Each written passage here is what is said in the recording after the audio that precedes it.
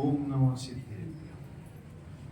नमो हरिमन्त्रां नमो सिद्धानां नमो नारायणानां नमो वज्रायां नमो लोहितसर्वसाधारणं मोक्षमार्गस्य नेतारं नेतारं कर्मयोगिनां ईश्वरत्वानां वन्दे गणपतिं। और जब पूर्णता हो जाती है तब तो वस्तु व्यवस्था में ऊंची हो ही जाती है, गर्वित हो जाती है।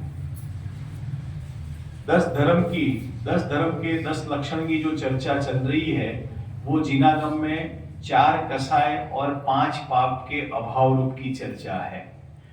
शुरू के पर्व में कसायों को नाश करने का, कसायों को त्याग करने का इत्यादि चर्चा है, और पीछे सत्य, संयम, तप, त्याग, आकिंचन और ब्रह्मचर्य में 5 पाप के अभाव की बात है, और उसके साथ साथ हमारे जीवन में जो आचरण होना चाहिए उसकी बात है। 4 कसाई यदि हमारी व्यवहार से छूटती है तो वो दिखेगी नहीं, और 5 पाप यदि हम छोड़ते हैं तो वे व्यवहार से दिखते हैं। चोरी नहीं करना, हिंसा नहीं करना, झूठ नहीं बोलना, परिग्रह नहीं रखना और कुशील नहीं करना, ये बाहर से दिखते हैं। मानिए एकदम स्थूल अपेक्षा से समझने के लिए पीछे के जो पर्व है उसमें बाह्य आचरण की थोड़ी बहुत प्रधानता शास्त्रों में कही गई है। इसका मतलब बाह्य आचरण करना यह बात नहीं है, किंतु अंतरंग आचरण से बहिरंग आचरण का मूल्यांकन होता है। आज का दिन है उत्तम तप धर्म का। कल मैंने एक शायद सामान्य प्रश्न पूछा था, हम रात्रि भोजन नहीं करते हैं तो कौन से अनुयोग से नहीं करते हैं। तो कल ही आप लोगों का, कुछ लोगों का उत्तर आया था कि चरणान योग से हम रात्रि भोजन नहीं करते हैं।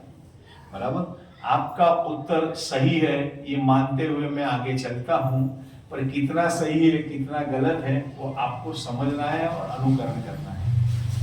ज्ञानी जीव जो भावलिंगी वितरागी संध है, या चौथे गुण स्थान वाला जीव, अव्रति श्रावक या व्रति श्रावक 5वें गुण स्थान वाला, वह कोई भी क्रिया को करता है तो उसको एक अनुयोग की मुख्यता से नहीं करता है। वो सारे अनुयोग अपने भीतर में गर्भित करता है और बाहर में एक अनुयोग की मुख्यता से बात आती है। अब उदाहरण जो मैंने लिया है उसी पर हम थोड़ा ध्यान केंद्रित करते हैं कि रात्रि भोजन के त्याग को चरणानुयोग की प्रधानता से मानेंगे तो क्या दिक्कत पड़ती है, दूसरे अनुयोगों की अपेक्षा से नहीं माने तो क्या आपत्ति आती है। तो देखो, सबसे पहली हमारी जो प्रमाद अवस्था है उसमें 10 दिन के बाद, मानी सब लोग यहाँ पर रात्रि भोजन नहीं करते हैं, पर एग्जाम्पल के लिए समझना कि 11वें दिन हमारी क्या दशा होती है। अकेले चरणानुयोग को हमने हावी रखा, प्रधान रखा, बाकी के अनुयोगों को छोड़ दिया, तो हमने वो 11वें दिन 12वें दिन हमारा जैसा था वैसा का वैसा कार्य शुरू हो जाता है। पर सारे एग्जाम उसमें ले लेना, जितनी भी हम व्यवहारिक क्रिया करते सब में ले लेना। अब हम कर्णानुयोग की अपेक्षा से देखते हैं तो यदि हम कर्म के बंध, उदय, सत्ता, विचित इत्यादि की अपेक्षा से सोचे तो हम रात्रि भोजन करते हैं तो हमें कर्म तीव्र बंधेंगे कि कम बंधेंगे? तीव्र बंधेंगे। बराबर, रात्रि भोजन त्याग में बालबोध पाठमाला भाग में एक शब्द बहुत बढ़िया आया है, ग्रद्धता शब्द लिया है। ग्रद्धता कहो, लोलुपता कहो, राग कहो इत्यादि लिया है। तो कर्णानुयोग की अपेक्षा से भी रात्रि भोजन का निषेध है। बराबर, अब लोग चरणानुयोग में, तो चरणानुयोग में तो सारे जो जीवन चरित्र बताए गए हैं या जो मुनिराज उपदेश देते हैं उसमें तो रात्रि भोजन के त्याग की ही चर्चा आती है। अब रहा कौन सा? द्रव्यानुयोग। तो प्रत्येक द्रव्य स्वतंत्र है, तो रात्रि भोजन करने से हमें प्रत्येक द्रव्य की स्वतंत्रता ख्याल में आएगी कि नहीं आएगी? नहीं आएगी। क्यों नहीं आएगी? अरे 2 द्रव्य जब भी है, आत्मा खाता है कि पीता है? तो न खाता है न पीता है, तो चाहे दिन में खाए रात में खाए, आपत्ति क्या है?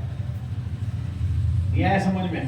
दिन में खाए या रात में खाए, तो बोले 6 द्रव्यों की पृथकता है वो तो बराबर है, पर हमारे निमित्त से यदि कोई जीव का घात होता है तो वो द्रव्यान योग में प्रत्येक द्रव्य की स्वतंत्रता बताई है। तो जब तक हम रात्रि भोजन का त्याग नहीं करेंगे तब तक हमें वो 6 द्रव्यों की स्वतंत्रता ख्याल में नहीं आएगी। मैंने एक एक पॉइंट करके आपको थोड़ा सा सोचने के लिए पॉइंट्स दे दिए, अब आप उसमें और भी डीप में सोच सकते हो। ऐसे ही वितरागी जैन धर्म शासन की जितनी भी क्रिया है, चाहे श्रावक की हो चाहे मुनिराज की हो, उसके अलावा किसी की होती नहीं है, तो वो सारी की सारी जो मनुष्य गति की जो क्रिया है उसमें कहीं ना कहीं सब में वितरागता पूरी भरी हुई है और चारों अनुयोग गर्भित है। एक अनुयोग मुख्य है और बाकी के गौण है। हम क्या करते हैं, मुख्य को मुख्य रखते हैं और गौण को छोड़ देते हैं, इसीलिए हमें ये दिक्कत पड़ती है समझने में और प्रैक्टिकल हमारे जीवन में करने में दिक्कत पड़ती है। और थोड़ा गंभीर से सोचे तो ये रात्रि भोजन त्याग की जो ग्रंथों में चर्चा आती है 500-600 साल पुरानी ही है, उससे आगे रात्रि भोजन त्याग का कोई नियम शास्त्र में कहीं उल्लेख नहीं है। ज्यादा से ज्यादा 600-650 साल पुरानी ही बात है, उसके पहले ये आवश्यक इत्यादि में रात्रि भोजन का निषेध का कहीं उल्लेख नहीं है। उस समय लोगों का जनजीवन, जैनों और जैनोत्तर का जनजीवन सामान्यतः रात्रि भोजन त्याग सहजता से ही होता था, उसमें करने की जरूरत नहीं होती थी। बहुत सारी ऐसी क्रियाएं हैं जो जैन और जैनोत्तर में शुद्ध आमनाय से उस जमाने में से चलती आ रही थी, पर काल दोष के हिसाब से सारी चीजें हो रही है और चलती रहती है। तो इस संबंध में हमें सोचना और समझना जरूरी है। उत्तम तप किसे कहते हैं और उत्तम तप किसको होता है, तो हमें यह ज्ञात है कि यह ज्ञानी जीवों के जिनको 3 चौकड़ी कसाय का अभाव है उनको उत्तम तप कहा जाता है। और तप मानी क्या और तप से क्या होता है?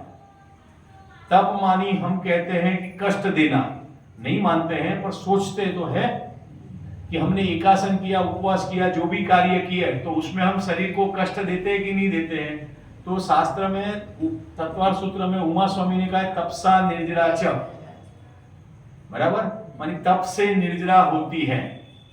इच्छा निरोधोष तप और तपसा निर्जरा च, ये 2 बातें आती हैं।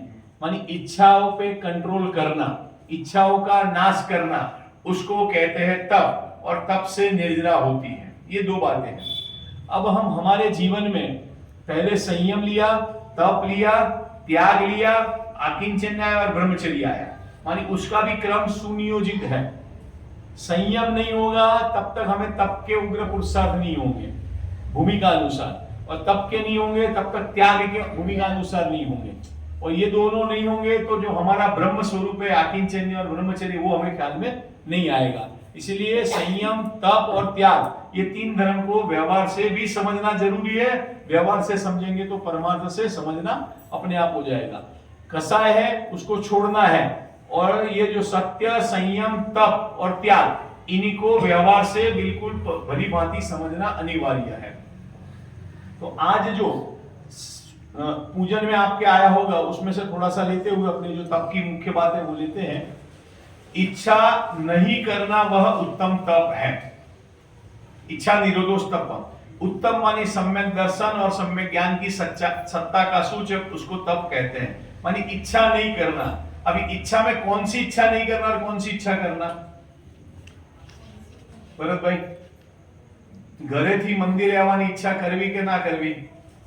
मंदिर में आने के बाद पूजन करने की इच्छा करनी की नहीं करनी? लोक व्यवहार की इच्छा की मैं यहां बात नहीं कर रहा हूं, ये इच्छा करनी की नहीं करनी, तो उसके करने का निषेध नहीं है, पर उसमें करने से मुझे धर्म हो रहा है और मैं संतुष्ट हो जाता हूं, वह उसका निषेध है।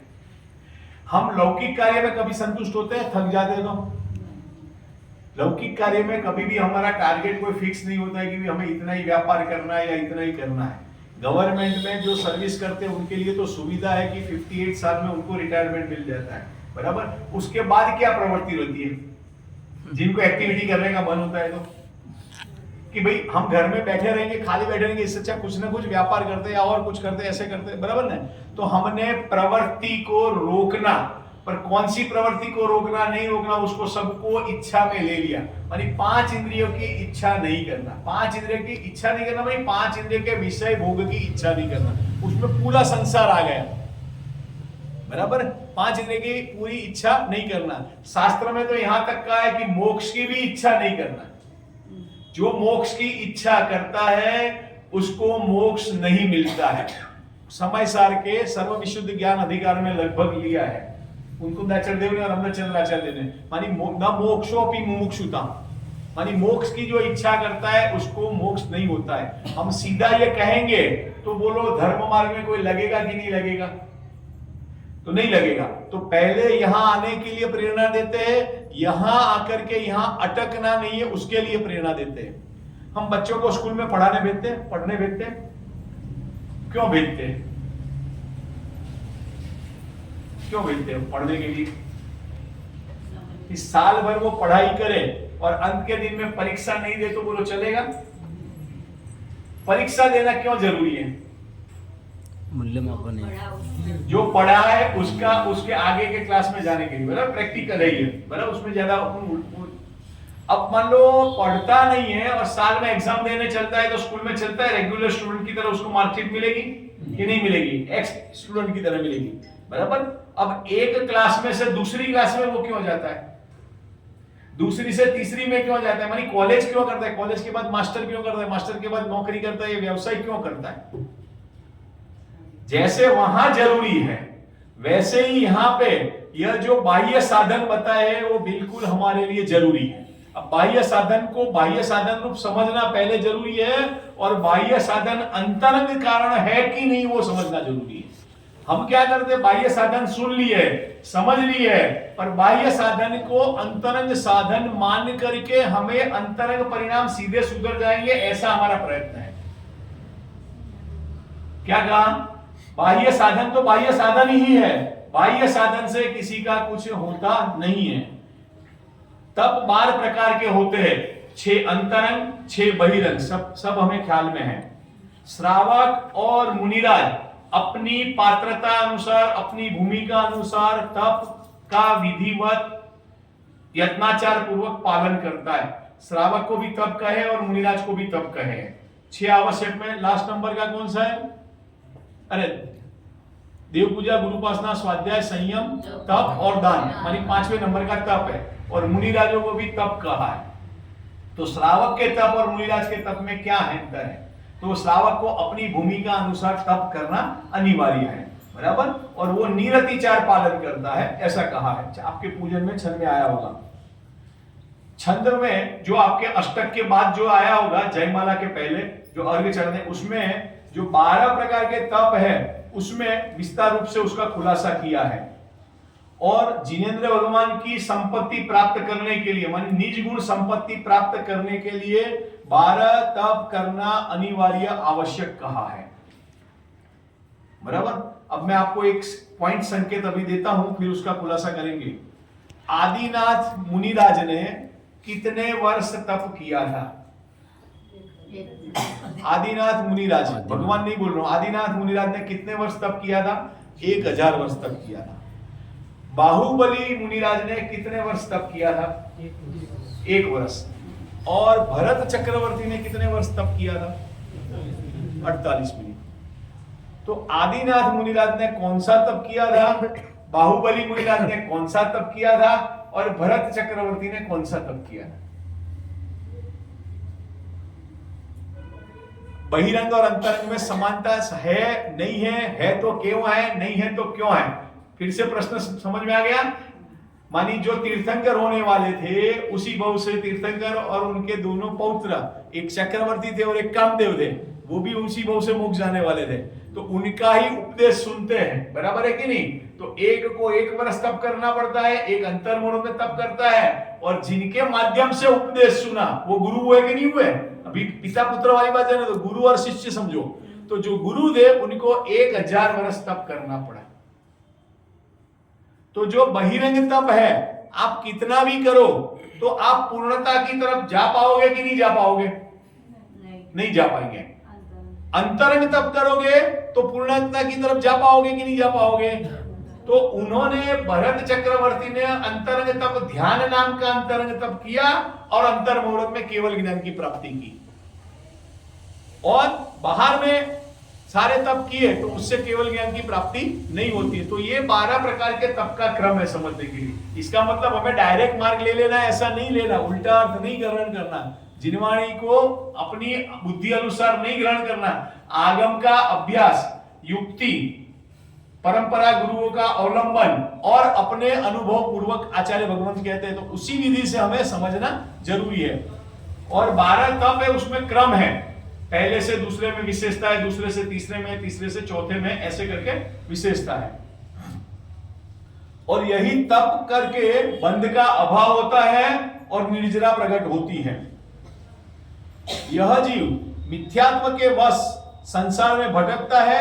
तत्व अभ्यास जिनवाणी ये जीव को सुहाती नहीं है, ये संकेत किया है। क्या कहा? मिथ्यात्व के वश यह जीव संसार में भटकता है और तत्व अभ्यास और जिनवाणी इस जीव को सुहाती नहीं है और अपनी आत्म साधना के लगने रूप प्रेरणा दी है। मानी ये जो जयमाला आपकी है या महार्घ है, उसमें ये बात का संकेत किया है। और निश्चय तब से आत्मा की प्राप्ति होती है। अब जो ध्यान आया ना, ध्यान लास्ट वाला 12वें नंबर का क्रम सबको आपको मालूम है। अब जरा उसको थोड़ा सा अभी हिंट से थोड़ा सा समझते हैं, केंद्र बिंदु करके। हमें ध्यान में से 4 प्रकार के ध्यान होते हैं, आर्त ध्यान, रौद्र ध्यान, धर्म ध्यान, शुक्ल ध्यान। हमें कौन सा ध्यान है? कौन सा है? आर्त रौद्र ध्यान है, बराबर। ज्ञानी जीवों को कौन सा ध्यान होता है? धर्म ध्यान और शुक्ल ध्यान होता है। ठीक है, अब थोड़ा सा और समझना। मैंने दोपहर को एक बार अपनी कक्षा चली थी, उसमें थोड़ा सा लिया भी था। 12 भावना का पाठ होता है पंडित जी साहब, 12 भावना का पाठ होता है, वो किसका भेद है? 12 भावना जो हम करते हैं वो किसका भेद है? हम भी करते हैं और ज्ञानी जीव भी करते हैं, वो किसका भेद है? तो बोले ध्यान का भेद है। बराबर, कौन से ध्यान का अभी बोलना नहीं है, समझना है। ध्यान का भेद इतना समझो, बराबर। अब थोड़ा सा गहराई से समझो। हम 12 भावना का पाठ करते हैं तो वो कौन से ध्यान में जाता है, और ज्ञानी जीव 12 भावना का पाठ करते हैं तो कौन से में खाते में जाता है? 4 प्रकार के ध्यान बताए मैंने, कौन कौन से? आर्त ध्यान, रुद्र ध्यान, धर्म ध्यान और शुक्ल ध्यान, बराबर। अब ज्ञानी जीव भी 12 भावना का पाठ करता है और अज्ञानी जीव भी 12 भावना का पाठ करता है। ज्ञानी जीव निरंतर करता है और अज्ञानी जीव अपनी अनुकूलता के हिसाब से या सीजनेबल करता है, बराबर। अब ज्ञानी जीव की 12 भावना 4 ध्यान में से कौन से में जाएगी, और अज्ञानी जीव की 12 भावना का पाठ 4 ध्यान में से किस में जाएगा? सतीश भाई, प्रश्न समझ में आया? क्या उत्तर है?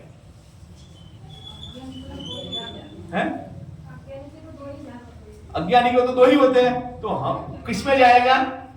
आर्त और रौद्र में ही जाएगा, बराबर।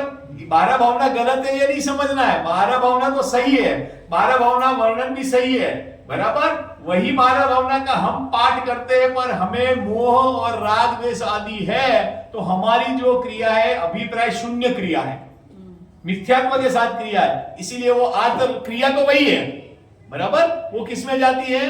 आर्त और रौद्र में जाती है, और ज्ञानी जीव की धर्म ध्यान में जाती है, बराबर। अब थोड़ा सा डरना मत, घबराना मत। इसका मतलब हमें 12 भावना का पाठ नहीं करना, ये उद्देश्य नहीं है। यहां अभिप्राय समझना है, अभिप्राय के मूल तक जाना है। हमें अज्ञान अवस्था को छोड़ना है, तो साधन कौन सा है? तो ये तत्व अभ्यास है, 12 भावना का चिंतन है, इत्यादि ही साधन है। तो हमें हमारा मोह दूर करने के लिए 12 भावना का जो स्वरूप है उसको समझते हुए चिंतन करना है, विकल्प पूर्वक नहीं करना है, विकल्प पूर्वक नहीं करना है, आकुलता से नहीं करना है। हम 12 भावना का चिंतन कब करते हैं? कोई मृत्यु होती है, किसी का कुछ होता है, कोई बीमार होता है, तब 12 भावना का चिंतन करते हैं। और ज्ञानी जीव कब करते हैं? निरंतर करते हैं, तो बराबर। तो वो दोनों में अंतर है। ऐसे इसका थोड़ा सा भाव वासन समझ करके हमें आगे बढ़ना चाहिए। ये एक सामान्य आपको संकेत दिया है, मानी 12 भावना आर्त ध्यान और रौद्र ध्यान है, ये मत अर्थ ले लेना, नहीं तो अर्थ का अनर्थ हो जाएगा, बराबर। कि आप कहोगे कि हमको तो ये बोला था, तो ऐसा नहीं है। 12 भावना तो 12 भावना ही है, वो तो सम्यक चारित्र का रूपक है, बराबर। व्यवहार से सम्यक चारित्र प्राप्त कराने में निमित्त है, पर वह व्यवहार को हम परमार्थ करने के साधन में यूज करते हैं तो है। अब देखो, अपना उत्तम तप धर्म के जो 10 लक्षण की चर्चा चलती है, उसके आधार से हम थोड़ा सा लेते हैं। रागादि भाव है वह त्याग है वह तप है, मानी राग आदि भाव को त्याग करना उसको तप कहा है। इच्छा का नाश करना वह तप है। राग त्याग करने पर आत्मा में लीन होना वह तप है। सम्यक्त्व बिना तप निरर्थक है। वो अब विधान की बुक में नहीं है, ऐसे ही मैंने पॉइंट्स बनाए उसमें से ले रहा हूं मैं। मानी यहां क्या कह रहे हैं कि हमें राग का अभाव होगा तो ही तप होगा। कितने भी अनेक धर्म हैं, उसमें 10 धर्म के जो लक्षण है उसमें सब में राग के त्याग की ही प्रधानता दी है, द्वेष के त्याग की नहीं दी है। राग को यहां मोह से भी साथ में ले लेना, मोह राग द्वेष का त्याग, द्वेष आ गया मानी मोह और राग का त्याग, उससे ही हमें आत्मा का अनुभव होगा, और आत्मा का अनुभव होगा तो सम्यक्त्व होगा। ये बात दिमाग में हमें बिठानी पड़ेगी। अब वो राग का अभाव कैसे करना, अज्ञानी को राग का अभाव करने के लिए क्या पुरुषार्थ करना, अज्ञानी को ही करना है, ज्ञानी का तो हो जाएगा बराबर। तो उसको बारंबार मैं स्वयं जीव हूं और ये पर पदार्थ मेरे नहीं है, स्वपर का भेद विज्ञान, 7 तत्व की श्रद्धा, यही बारंबार उसको पहले विकल्प में लाना पड़ेगा और उस अनुरूप कार्य करना पड़ेगा। हम कार्य तो कर रहे हैं पर रागादि मेरे से भिन्न है या रागादि मुझे नहीं करना है, और स्वपर का विवेक ये हमें ध्यान में नहीं आता है। देखो हमें ममत्व कितना है, थोड़ा सोचा है, नहीं सोचा है, कैसे सोचना उसको, ममत्व हमारे पास कितना तीव्र है। जैसे उदाहरण के तौर पे मैं भले इतने दूर बैठा हूं और मेरे घर पे कोई अच्छे समाचार आ जाए तो बोलो मेरे मन में लड्डू फूटेंगे कि नहीं फूटेंगे, मतलब कितने फूटेंगे, सब भुक्तभोगी हैं। और कुछ अनहोनी हो जाए तो वो चेहरे से पता चल जाती है कि टेंशन में हो बराबर। अब वहां मैं जाऊंगा तो भी कुछ होना नहीं है, और मैं यहां रहूंगा तो भी वहां कुछ होना नहीं बराबर। तो बोलो वो राग कितना तीव्र है बराबर, मानी वो सब, अब उसमें सारी चीजें घटित कर लो तो वो हमारे लिए थोड़ा नुकसानकारक है, दुखदायक है बराबर। इसमें आप पूरी चीजें घटा सकते हो, जितनी भी आप सोचो उतनी। एक उदाहरण देके मैं आपको स्पष्ट करता हूं। ये क्या है, रुमाल। रुमाल की वैल्यू कितनी होगी, 50 रुपए, हायर साइड, ब्रांडेड हो तो 100-200 रुपए बराबर। अब ये रुमाल मेरा है ऐसा मैंने कब से माना है, जब से लिया तब से, जब से लिया तब से। अलमारी में रखा हो तो भी माना होगा, मेरे ध्यान में नहीं होगा तब भी माना होगा। अब मान लो मैं यहाँ चिखली में भूल गया, अब अहमदाबाद पहुंचा, कोई वैल्यू नहीं है। जरा समझना उदाहरण को, और उसको अपने भीतर में गंभीरता से प्रैक्टिकल करना है कि कैसे हम इस चीजों को, हमारी परिग्रह को रखना मना नहीं है, अपना मानने की मना है। अब मेरा ये रुमाल गुम हो गया, फट गया, जो भी हुआ बराबर, तो मुझे ये होगा कि भी मैं यहां गया था, मेरा रुमाल छूट गया। रुमाल की वैल्यू क्या है, कोई नहीं है। फिर भी वो छूटने के बाद भी मेरा ममत्व भरत भाई छूटतू नहीं बराबर, ठीक है, कोई बात नहीं। मानी जितने समय इसको यूज करता हूं तब ममत्व है कि नहीं यूज करता हूं तब ममत्व है। जब से ये संयोग में आया है और इसका वियोग भी हो जाएगा तो भी मेरा ममत्व रहेगा बराबर प्रण भाई। तो वो मिथ्यात्व का बंध कब तक पड़ेगा, ये चीज मेरे हाथ में तब तक पड़ेगा, कब तक पड़ेगा, जब तक मेरे भाव है तब तक पड़ेगा। छाबड़ा जी बहुत अच्छा उदाहरण देते हैं, मैं ज्यादा उसको खुलासा, मानी मुझे और भी बहुत सारे इसमें पॉइंट आते हैं पर कहने के मानी वो दूसरे पॉइंट्स रह जाएंगे। ये रुमाल फट गया तो यहां फटता है बराबर, रुमाल फटा तो यहां फटा बराबर, तो यहां फटा, इसका मतलब कि हमारा मोह बोल रहा है, हमारा राग बोल रहा है। अब ये रुमाल पुराना हो गया तो भी घर के पोंछे इत्यादि में हम यूज करते हैं तो भी मेरा ममत्व लगा है। पॉइंट समझे? ऐसे ही हमारे जीवन में, हमारी गृहस्थी में कई चीजें ऐसी है जिसको हम यूज नहीं करते, हमें पता भी नहीं होती है कि हमने परिग्रह लेके रखा है बराबर, फिर भी हमें उसका ममत्व, हमें पता नहीं है तो ममत्व है या नहीं है। इसीलिए जैन धर्म में परिग्रह नहीं रखने का उपदेश दिया जाता है। तो वो परिग्रह नहीं रहेगा तो मिथ्यात्व अपने आप कम होगा या घटता जाएगा बराबर है कि नहीं। अब पूरी गृहस्थी की आप लिस्ट बनाओ, कल सवेरे तक भी बना के लाओगे, कल शाम तक क्या नहीं, 7 तारीख तक भी बना के लाओगे तो भी लिस्ट पूरी नहीं बनेगी बराबर। तो हमारी सबकी दशा ऐसी है प्राप्त पर्याय में गृहस्थी की ये व्यवस्था की बराबर। तो ये ममत्व हमारा छूटता है कि नहीं छूटता है।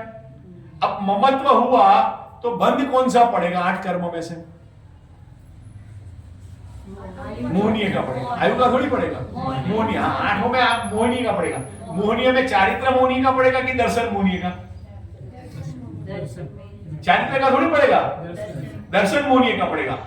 मोहनीय में भी दर्शन मोहनीय के बंध का ज्यादा बंध पड़ता है कि चारित्र मोहनीय का ज्यादा पड़ता है? दर्शन मोहनीय। तो दर्शन मोहनीय का बंध पड़ेगा, फिर भी इससे मैं ममत्व छोड़ने के लिए तैयार नहीं हूं।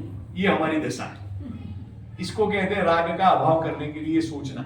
सोचोगे तो भी कर पाओगे ना अप्लाई। अब हम सोचेंगे ही नहीं तो करेंगे कैसे अप्लाई? मानी सोचने पे पहले हमें मजबूर होना पड़ेगा, फिर उसको हमें छोड़ना। ये रुमाल को छोड़ना नहीं छोड़ना ये नहीं कह रहा हूं मैं, वो तो हमारी आवश्यकता है तो हमें रखना पड़ेगा, बराबर। पर आवश्यकता नहीं हो और हमने परिग्रह इकट्ठा किया है तो उस परिग्रह का हमें मिथ्यात्व कितना पड़ता है। तो ये छोड़ना, उसका नाम राग छोड़ना, मोह छोड़ना, मिथ्यात्व छोड़ना, ये एकदम स्थूल अपेक्षा से हमें समझना है।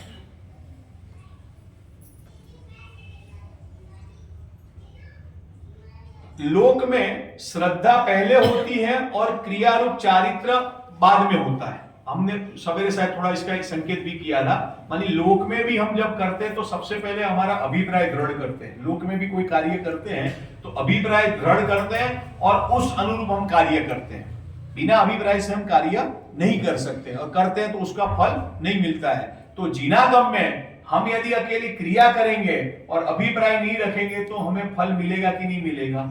तो यहां 12 तप में भी यही कह रहे हैं कि 12 तप को हमें अभिप्राय पूर्वक समझना है कि किसका क्या स्वरूप है, उसके बाद हमें उसको करना है।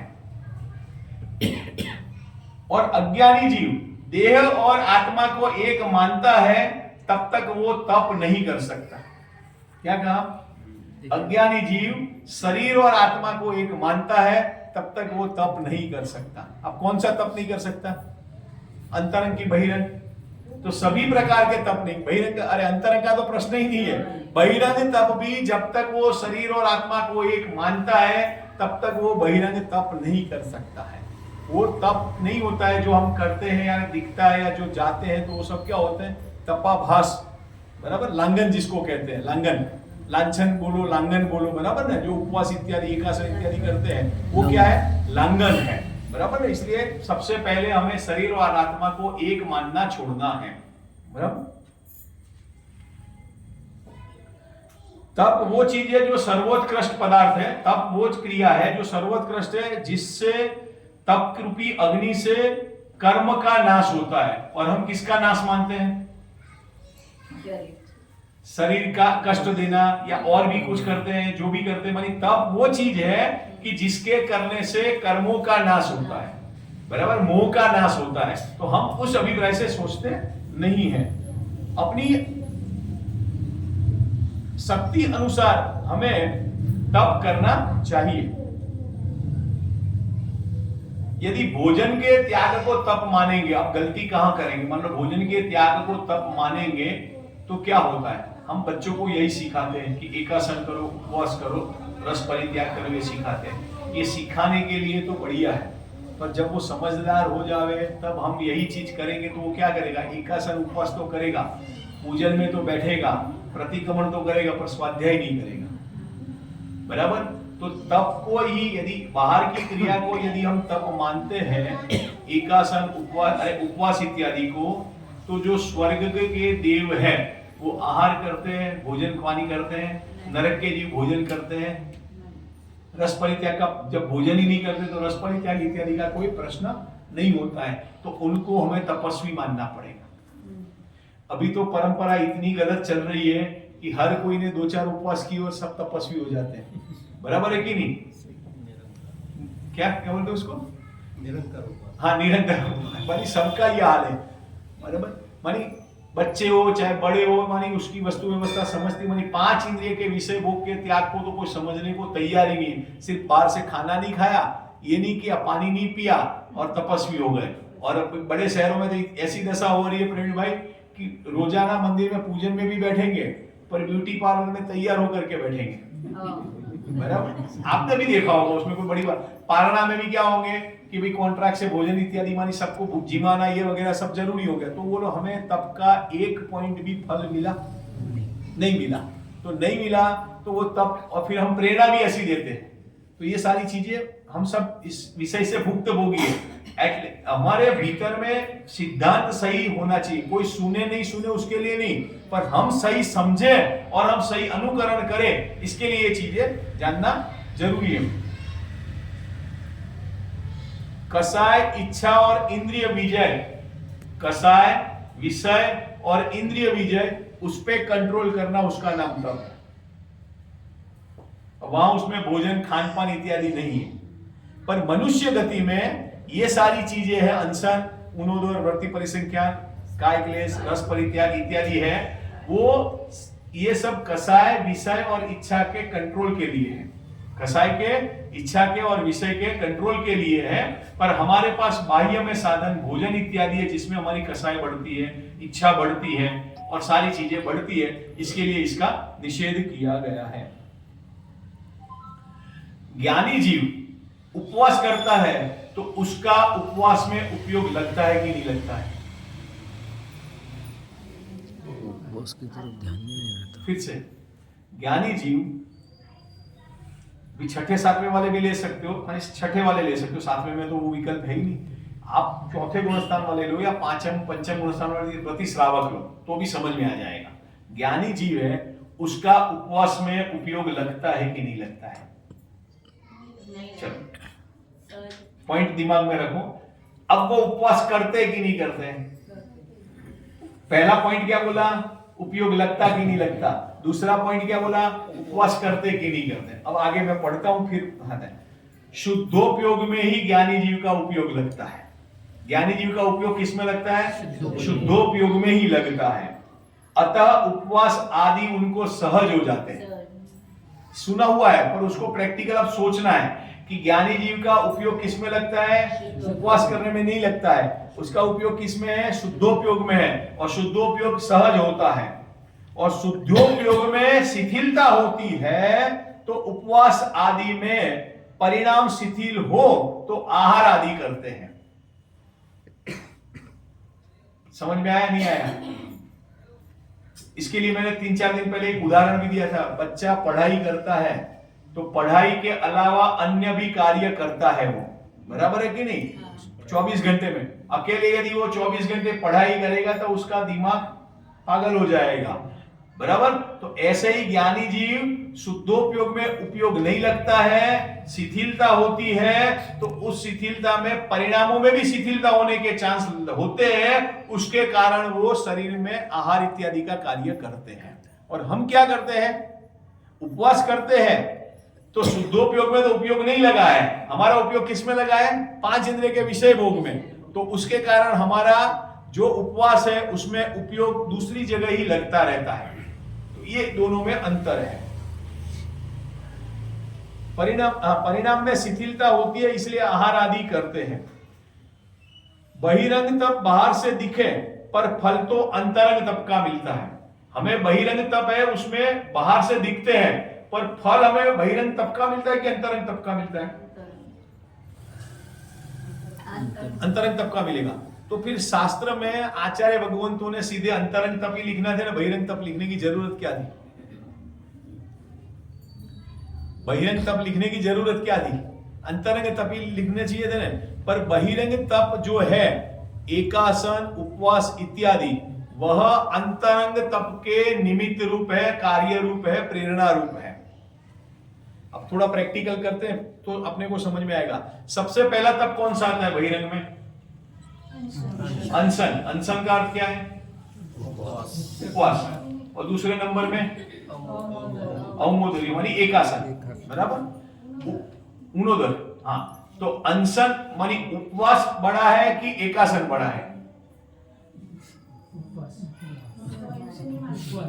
अभी मैंने बताया था पहला तप है, उससे दूसरा तप चढ़ता हुआ, दूसरे से तीसरा, तीसरे से चौथा, चौथे से पांचवा, ऐसे बहुत बढ़िया। इसे विषय बहुत बढ़िया है। अभी अपन 1-2 में थोड़ा सा प्रैक्टिकल समझेंगे, उसके बाद आगे आपने को निजी स्वाध्याय में उसको स्टडी करना है। क्या कहा? पहले नंबर का तप है उपवास, दूसरे नंबर का है एकासन, बराबर। तो पहले नंबर वाला तप बड़ा है कि दूसरे नंबर वाला तप बड़ा है? क्रम है चढ़ता हुआ। तो एकासन बड़ा कि उपवास बड़ा? है उपवास बड़ा।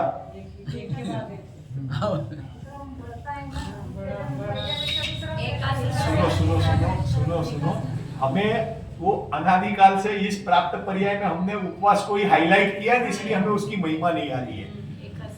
उपवास में तो हमें कुछ काम ही नहीं करना है ना। जैसे मैं यहाँ आया हूं तो मुझे आप थाली पीरिस के दे देते हो तो मुझे कुछ सोचना ही नहीं, आप बोलो भाई खा लो तो खा लेना है, बराबर कि नहीं आया समझे। उपवास में हमें कोई विकल्प नहीं करना है कि हमें पूरे दिन उपवास मानी खाने संबंधी कोई सोचना ही नहीं है। तो सबसे ज्यादा सरल है उपवास। और एकासन में सामने पदार्थ पड़ा है और पदार्थ पड़ा है और उसको भोगना नहीं है, और भोगना है तो मर्यादा में भोगना है। क्या नहीं आया समझ में? मानी पदार्थ को भोगना, डॉक्टर ने बोला कि आपको परहेज करना है, बात खत्म हो गई। तो अब विकल्प ही नहीं है आपके पास कि कुछ नहीं करना है, कुछ नहीं करना है। तो पूरे दिन भर क्या करना है? तो बोले आपको धर्म ध्यान करना है। उपवास की ये पद्धति है। अब एकासन में क्या है, आपकी शरीर की अनुकूलता नहीं और आपने एकासन का नियम लिया या किया, बराबर, तो उस एकासन में आपके पास पदार्थ तो बहुत है, पर उस पदार्थ में से आपको लिमिटेशंस करना है। हम लोग एकासन में क्या करते हैं कि दोनों टाइम का साथ में बैठ करके खाना खा लेते हैं, बराबर है कि या चाय पीना है, जो भी है प्रैक्टिकल है, बराबर। या आधा घंटा रोज भोजन में हमारा 15 मिनट जाता है, तो उस समय हमारा आधा पौना घंटा जाता है, ये प्रैक्टिकल है, बराबर। मानी पदार्थ है और उसको भोगना नहीं है, उसका नाम है एकासन, और विकल्प भी नहीं करना है। और एकासन से आगे जाओ तो एक एक स्टेप बढ़ते जाओ, ऐसा है क्रम। बहिरंग तप की बात बता रहा हूं। मानी फिर रस का त्याग करना है, मानी खाना तो है पर उसमें 2 दिन का एक एक रस का, जो 6 रस खाते हैं ना, 6 दिन के 6 रस होते हैं ना, एक एक रस का त्याग करना है। ऐसे सारी चीजें हैं, मानी चारों में ऐसे खाने पे और शरीर पे, मानी इच्छा का, विषय कसाय का और कसाय का नाश करने के, मानी इसके लिए ये प्रैक्टिकल है। और बाद में आता है शरीर पे, तो शरीर में भी जो है विविक्त संयासन इत्यादि जो वृत्ति परिसंख्यान, ये सब में शरीर में भी ऐसे ही हमें उस पे ममत्व नहीं करना है। पहले भोजन में ममत्व नहीं करना है, और ममत्व कर होता है तो उसमें लिमिटेशंस रखना है, और लिमिटेशंस रखने के बाद उसमें ऐसे ऐसे अटपटे नियम लेने होते हैं। नहीं समझ में आएगा क्योंकि उपवास का हमारे दिमाग में बहुत सालों से ये हो रहा है कि नहीं भी उपवास है और उपवास बड़ा है, बराबर है कि नहीं। पर आप प्रैक्टिकल थोड़ा अपने हिसाब से करके देख लेना, पढ़ के देख लेना। पंडित जी यहाँ है, प्रवीण जी, सब तर्क के साथ समझाएंगे आपको। ये तो अभी मैं आपको हिंट दे रहा हूं, मानी शास्त्र में है। और तब में यही कहा है कि पहले से दूसरा, दूसरे से तीसरा, तीसरे से चौथा, ऐसे जैसे मैंने पहले बताया ना कि 1000 साल तक उपवास किया, बराबर, और किसी ने 1 साल तक किया और किसी ने अंतर मुहूर्त किया। तो फायदा किससे हुआ? उपवास से फायदा हुआ, 1 साल से फायदा हुआ कि किससे हुआ? अंतर मुहूर्त आत्मा में लगने से फायदा। ऐसे ही ये उपवास, एकासन, वृत्ति परिसंख्यान, कायक्लेश इत्यादि में ये क्रम है। मानी बहिरंग तप में भी इतनी सतर्कता चाहिए। बहिरंग तप में यदि हम सतर्कता नहीं रखेंगे तो अंतरंग तप में सतर्कता रहेगी कि नहीं रहेगी? आप गाड़ी चलाते हो तो अभी आपका जो शरीर है उतना मान के चलते हो कि आपकी जितनी गाड़ी है उतना मान के चलते हो? चलाते समय अंदर बैठे हो तब। चलाने वाला ही कह रहा हूं, बगल में बैठे वाले को नहीं कह रहा हूं, क्योंकि बगल में बैठे वाला बार बार संकेत करता है यूं चलाओ, यूं नहीं चलाओ, ऐसा वो नहीं कह रहा हूं। चलाने वाला जो ड्राइवर है या जो मालिक है वो गाड़ी को कैसे मान के चलता है? अरे अपने को कैसे मान के चलता है? बराबर है कि नहीं? अब वास्तव में वो उतना है नहीं है, पर भी अभिप्राय में उसको मालूम है कि अभी इसके संयोग के साथ हूं, पर ये मेरे को ऐसे करना है। ऐसे ही हमें ये बाह्य जो तप है उसको अभिप्राय में अंतरंग तप के लिए मान के चलना है। ये थोड़ा सा समझना है। बहिरंग तप तो बाहर से दिखते हैं पर फल तो अंतरंग का ही मिलता है। परिणाम शून्य क्रिया कोई फलदायी नहीं है। बाह्य साधन से अंतरंग तप की वृद्धि होती है, अतः बहिरंग तप को उपचार से तप कहा है। परिणाम शून्य यदि हमने कोई कार्य किया तो वो फल मिलने वाला नहीं है, पर बाह्य तप है वो अंतरंग की शुद्धि का कारण है। अब वो थोड़ा सा जमता है कि नहीं जमता है वो समझना जरूरी है। बहिरंग तप अंतरंग एक तरफ के तो आप करो मत, करने का मना नहीं किया है, पर वो केंद्र बिंदु कहाँ है उसका? स्कूल में लड़का पढ़ता है तो उसको पेंसिल चाहिए कि नहीं चाहिए पड़ती होती है, नोटबुक चाहिए पड़ती होती है कि नहीं चाहिए होती, ट्यूशन चाहिए पड़ता होता है कि नहीं चाहिए पड़ता होता है। अब उसका फर्स्ट नंबर आया तो पेंसिल का क्या रोल है भरत भाई, नोटबुक का क्या रोल है, माता पिता का क्या रोल है, बताओ। उसका फर्स्ट नंबर आया तो उसमें पेंसिल का क्या रोल है, बहुत स्थूल अपेक्षा से निमित्त है ना वो, नोटबुक भी स्थूल अपेक्षा से निमित्त है ना। यूं कह सकते हो कि बिना पेंसिल से भी वो पास हो सकता है, पर उसको लिखना भी था ना, तो वो सारे निमित्त तो है। पर जब पहला नंबर आया तब हम पेंसिल को नोटबुक को गिनते नहीं है, सबसे पहले हम श्रेय किसको बताते हैं, माता पिता को और गुरु को बताते हैं। वैसे ही ये अंतरंग तप में ये बहिरंग तप निमित्त है, इतना ही है, ज्यादा उसमें उलझना नहीं है, करना नहीं, ऐसा नहीं करना है, ये राजमार्ग नहीं है, मानी अपवाद मार्ग, ऐसा कुछ नहीं है। हमें उसको समझ करके करना है तो परिणाम शून्य हमारा नहीं होगा।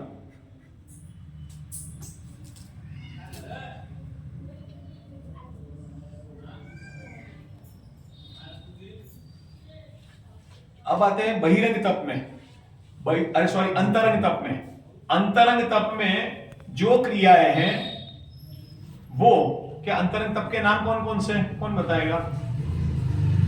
प्रायश्चित, विनय, वैयावृत्ति, स्वाध्याय, व्युत्सर्ग और ध्यान, बराबर। अब वो बहिरंग अंतरंग तप है, वह मान लो हम करते हैं या सोचते हैं,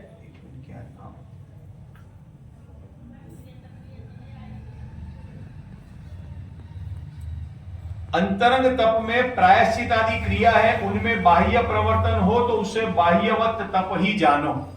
क्या कहा? अंतरंग तप में यदि हम प्रायश्चित आदि जो क्रिया है, प्रायश्चित, विनय, वैयावृत्ति, स्वाध्याय और ध्यान, उसमें यदि हमारा बाह्यवत प्रवर्तन है, मानी अंतरंग तप में भी हमारी बाह्य जैसी ही क्रिया है, तो वो बहिरंग तप है।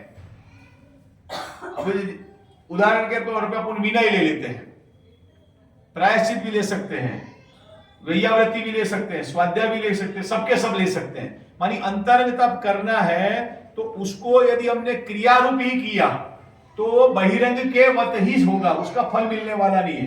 अंतरंग तप का अर्थ क्या है? अपनी आत्मा में उपयोग लगाने के लिए किया गया है, वो अंतरंग तप है। उस और हमारा ध्यान नहीं है, पर मात्र बाह्य की क्रिया में। विनय, तो विनय करना कि नहीं करना, तो विनय किसकी करना, क्यों करना, वैयावृत्ति करना कि नहीं करना। वैयावृत्ति का क्या अर्थ है बताइए आप? सेवा करना, बराबर। तो सेवा कौन करेगा, किसकी करेगा? विनय कौन करेगा, किसकी करेगा? अच्छा, अंतरंग तप है वो अपने लिए होता है कि दूसरे के लिए होता है? बहिरंग तप भी अपने लिए होता है, पर अभी अंतरंग तप की चर्चा है। अंतरंग तप किसके लिए होता है? प्रायश्चित हमने किया, हमारे से गलती हुई तो प्रायश्चित हमने किया, बराबर। अब वो प्रायश्चित किया तो हमने मात्र उसकी क्रिया की, तो वो बहिरंग तपवत ही उसका फल मिलेगा, अंतरंग तप अनुकूल नहीं मिलेगा। विनय है तो विनय करना की करवाना, उसको तप कहेंगे। फिर से पंडित जी, विनय करना की करवाना, किसको तप कहेंगे? करना, करने को तप कहेंगे ना। तो सामने कोई होना तो चाहिए ना करने के लिए, तो ऐसा नहीं है, स्वयं को ही अपनी विनय करना है, बराबर। ऐसे ही वैयावृत्ति, वैयावृत्ति का अर्थ क्या है? सेवा करना, बराबर। अब सेवा करने वाले को फल मिलेगा कि सेवा करवाने वाले को मिलेगा? करने वाले को मिलेगा। अरे वो तो अंतरंग तप है। वैयावृत्ति तप कौन सा है? अरे प्रश्न समझे नहीं आप। गुजराती में कहावत है, सेवा खाए तेने मले मेवा, बराबर। तो मेरा प्रश्न है कि मैं आपकी सेवा करूंगा तो मुझे कुछ ना कुछ तो मिलेगा, बराबर। तो मेरा अभिप्राय क्या रहा कि मुझे दूसरे जीव के पास तो जाना पड़ेगा ना सेवा करने के लिए, बराबर। तो वैयावृत्ति में दो जीवों की जरूरत पड़ती है ना, तो दो जीवों की जरूरत पड़ती है, तो जो वैयावृत्ति करेगा तो उसका फल किसको मिलेगा? करेगा उसको कि जो करवाएगा उसको? करने के वाले को। तो करेगा वो अंतरंग तप है कि बहिरंग तप है? नहीं आया समझ में। जो क्रिया कर रहा है वो अंतरंग तप है कि बहिरंग तप है? बहिरंग तप है। तो यहां तो वैयावृत्ति को अंतरंग तप कहा है। तो फिर शास्त्र में तो यही कहा है कि भाई सेवा करना उसको वैयावृत्ति तप कहा है, अंतरंग। तो क्या अर्थ है उसका? नहीं आया समझ में। इतना तो ख्याल में आया ना कि वैयावृत्ति नाम का तप होता है अंतरंग, और वो अंतरंग तप होता है। तो मेरा इतना सामान्य प्रश्न है कि सेवा करने वाले को तप मिलता है कि सेवा करवाने वाले को तप मिलता है, फल मिलता है। अभी क्रिया की बात चल रही है, अंदर के अभिप्राय की बात तो दूर है। तो यहां वैयावृत्ति का अर्थ ये लेना है कि मान लो कोई जीव आत्म साधना में नहीं लग रहा हो और उसको आत्म साधना में लगने के लिए उसको प्रेरित किया जाए। किसी की शरीर की अवस्था सही नहीं है और पूछे तो अब हम उसको उपदेश आदि द्वारा, संबोधन द्वारा, उस समय उसकी जो सेवा करते हैं, उस समय वो जीव है वो अपनी आत्म साधना में लगता है, तो उसको वैयावृत्ति कहते हैं। भगवती आराधना में लिखा हुआ है सारा, और भगवती आराधना का जो ग्रंथ है उसका पोस्टर में भी वही चित्र बताया है। ऐसे ही विनय में है। विनय किसकी करना? लोक में माता पिता की विनय, वो लोक विनय हो गई। भैया धर्म में विनय किसकी होती है? तो क्या देव शास्त्र गुरु की विनय होती है। तो वो भी तो व्यवहार हो गया ना। मैंने इसीलिए पहले बोला कि अंतरंग तप को बहिरंग तप जैसा करते हैं तो फल भी बहिरंग तप का ही मिलता है। मानी विनय अपनी करना, देव शास्त्र गुरु के माध्यम से अपनी विनय करना ही है, बराबर। ऐसे ही स्वाध्याय में भी ले लेना। स्वाध्याय में उपदेश देते वो अंतरंग तप आएगा कि बहिरंग तप आएगा? वो बहिरंग आएगा। स्वाध्याय मानी स्वाध्याय से पढ़ने के बाद यदि हम हमारे अंदर उपयोग लगाते हैं तो वो स्वाध्याय है। और ये सब चीजों में टाइम लगता है। पहले नंबर के तप से लेकर के 11वें नंबर के तप तक बहुत समय लगता है, जिसकी जैसी भूमिका। और ध्यान में अंतर बोलो तो ध्यान करो तो किसी की जरूरत नहीं, सीधा सीधा लय में, बराबर ना। तो तप का ये स्वरूप है। अंतरंग तप में भी हम बहिरंग तपवत ही कार्य करते हैं, इसलिए हमें अंतरंग तप की बात समझ में नहीं आती है।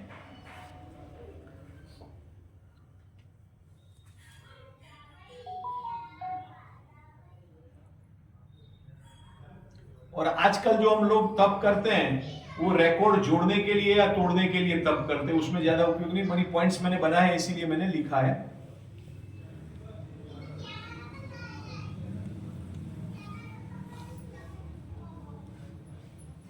चार प्रकार के विनय तप है: ज्ञान, दर्शन, चारित्र और उपचार विनय। ज्ञान विनय, दर्शन विनय, चारित्र विनय और उपचार विनय। इसमें दूसरा कोई विनय होता नहीं है। तो जिनवाणी का विनय और ये सब है वो जो तप में आता है। देवशास्त्र गुरु का जो विनय है वो तप में आता नहीं है। यहाँ सम्यक दर्शन, सम्यक ज्ञान, सम्यक चारित्र और उपचार विनय, ऐसे करके चार विनय का कहा है। और देवशास्त्र गुरु को उपचार से विनय रहा है।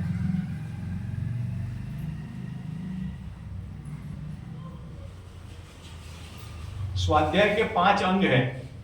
वो अंतरंग विनय है कि बहिरंग विनय है? अरे सॉरी, अंतरंग तप है कि बहिरंग तप है? श्रावक को भी स्वाध्याय नाम का आवश्यक है, मुनिराज को स्वाध्याय नाम का तप है। आवश्यक किसको कहते हैं और तप किसको कहते हैं, दोनों समझना अनिवार्य है। हम क्या करते हैं, आवश्यक को तप मान लेते हैं और तप को आवश्यक मानते हैं। आवश्यक किसको कहते हैं? जो करने योग्य अवश्य कार्य हो उसको आवश्यक कहते हैं। और तप किसको कहते हैं? जिसमें कसाय, राग और विषय कसाय छूटे उसको तप कहते हैं, बराबर। इतना। अब मेरा प्रश्न है कि स्वाध्याय के जो 5 अंग है वो भी ध्यान में नहीं आवे तो स्वाध्याय नामक जो तप भी है और स्वाध्याय नामक आवश्यक है, दोनों में अंतर क्या है? समझने के लिए और समझाने के लिए हमने स्वाध्याय को 5 प्रकार के उसके भेद पढ़ते हैं। वाचना, प्रचना, आमना, अनुप्रेक्षा, धर्मोपदेश, ये उसको हमने स्वाध्याय का अंग कहा है। उसमें कोई दो राह नहीं है। पर प्रश्न मेरा क्या है, स्वाध्याय नाम के तप में ये 5 भेद आते हैं कि नहीं आते? 5 अंग आते हैं कि नहीं आते हैं? अंतरंग में नहीं आएंगे। हैं? अंतरंग तप में नहीं आएंगे। अंतरंग तप में नहीं आएंगे। वो पॉइंट समझ में नहीं आया? फिर से, वो आवश्यक है। जो आवश्यक है उसमें वाचना, प्रचना, आमना, अनुप्रेक्षा। अरे पहली बात ये समझो, अंतरंग ध्यान होता है, उसमें कोई क्रिया होती है? उसमें तो निर्विकल्प रहना होता है। सादी भाषा में समझो तो अंतरंग ध्यान में हम स्वाध्याय कहें और वो तप है। और उसमें यदि हम 5 बंटवारे करते हैं, 5 अंग बताते हैं, बंटवारे वाली अंग बताते हैं, तो उसमें अंतरंग तप करते करते उनको पढ़ने का विकल्प आएगा, पूछने का विकल्प आएगा, उपदेश देने का विकल्प आएगा। ऐसा कुछ नहीं है। अंतरंग स्वाध्याय मानी अंदर आत्मा में उपयोग लगाना उसको। वो जो 5 है वो बहिरंग अंग है। वो जो 5 अंग है वो बहिरंग तप भी बोल सकते हो, बहिरंग अंग भी बोल सकते हो, और श्रावक के लिए वो आवश्यक है। मानी ये अंतर थोड़ा समझना तप में भी है और इसमें भी है, इसीलिए 5 प्रकार के ऐसे करके नहीं समझना, उसको सूक्ष्मता से इस रूप से समझना कि स्वाध्याय मानी स्व अध्ययन। तो स्व अध्ययन में पूछना होता है, पढ़ना होता है, तो कि वो नहीं होता है। स्व अध्ययन में अपना चिंतन होता है, ये स्वाध्याय, बराबर।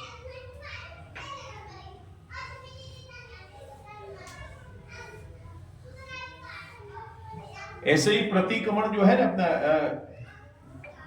प्रायश्चित इत्यादि और प्रायश्चित प्रतिक्रमण में आता है कि प्रमाद और अज्ञान से लगे दोषों की शुद्धि के लिए आत्मा आलोचना, प्रतिक्रमण आदि प्रायश्चित तप है। प्रायश्चित मानी जो प्रतिक्रमण करते, जो हम पाठ करते वो नहीं है, या आलोचना पाठ पढ़ते वो नहीं है। यहाँ क्या कहा, प्रमाद और अज्ञान से दोषों से शुद्धि करने के लिए आत्मा आलोचना, प्रतिक्रमण आदि प्रायश्चित तप है। बाह्य अभ्यंतर परिग्रह के त्याग को व्युत्सर्ग तप कहते हैं। बाह्य और अभ्यंतर के त्याग को व्युत्सर्ग नाम का तप कहते हैं।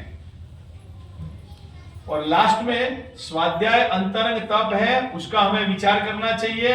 और ध्यान है वो अंतर्मोहन करने से पूर्णता की प्राप्ति होती है, इस प्रकार हमें सोचना चाहिए। तो ही हमें 12 प्रकार के तप का हमें वास्तविक स्वरूप ख्याल में आएगा। पहला पॉइंट क्या बताया था, 4 प्रकार के ध्यान होते हैं। ये थोड़ा सा रात को आप सोचना घर पे जाकर के, बराबर। उसमें हम जो ध्यान करते हैं वो कौन सा है, आर्त ध्यान और रौद्र ध्यान। और ज्ञानी भगवान जो ध्यान करते हैं वो कौन सा करते हैं, वो धर्म ध्यान करते हैं। शुक्ल ध्यान में तो सीधे फिर आगे बढ़ते ही जाते हैं, बराबर है कि नहीं, और पूर्णता पाते हैं। तो हम जो ये तप है, त्याग है, संयम है, 12 भावना है, 16 कारण भावना है, 10 धर्म के लक्षण के जो भेद है, जो जितने भी सिद्धांत है, उसका चिंतन करते हैं, वो किस में जाएगा, अज्ञानी है तो किस में जाएगा, आश्रम में जाएगा। अरे ज्ञानियों का भी आश्रम में जाता है, तो हमारा कौन सा निर्द्रव्य के संवर में जाएगा। ज्ञानी जीवों का भी ये सब कार्य व्यवहार है, वो सब आश्रम में जाता है। और आश्रम से धर्म होता नहीं है, ये सिद्धांत हमारे ख्याल में आएगा तो ही हम क्रिया करते हुए भी उससे अलिप्त रह सकेंगे। क्रिया करने का निषेध नहीं है, क्रिया करते हुए अलिप्त रहने का निषेध है। लास्ट की जो 2 सेंटेंस मैंने बोले उस पर थोड़ा वजन है कि सारे सिद्धांत है, वो सिद्धांत जब क्रिया रूप होते हैं तो सबके सब आश्रव है। अणुव्रत और महाव्रत को भी जिनागम में आश्रव कहा है, बराबर। इसमें सब आ गया, अणुव्रत और महाव्रत सारे जो भी चर्चा चली वो आ गई। अब वो आश्रव से धर्म होता है कि नहीं होता है, नहीं होता है। तो हम आश्रव से धर्म मानते हैं कि नहीं मानते हैं। चलो आश्रव की बात जाने, तो आश्रव तत्व का स्वरूप मालूम नहीं है, पर हम दर्शन करते हैं, पूजन करते हैं, स्वाध्याय सुनते हैं, उसको थोड़ा धर्म हुआ ऐसा मानते हैं कि नहीं मानते हैं। 0.1%, तो उससे क्या होगा, वो 0.1% माना है तो वो 100% तक जाने के लिए सुविधा मिल गई आपको, तो उससे धर्म होता नहीं है। ये हमें आराधना के दिनों में समझना है और अपने जीवन में अनुकरण करना है। और ये सारे सिद्धांत हमारे लिए ही है, ज्ञानी भगवंतों का यहाँ उपचार से कहा है, ये समझ करके हमें हमारा आत्म कल्याण करना है। ओम नमः शिवाय।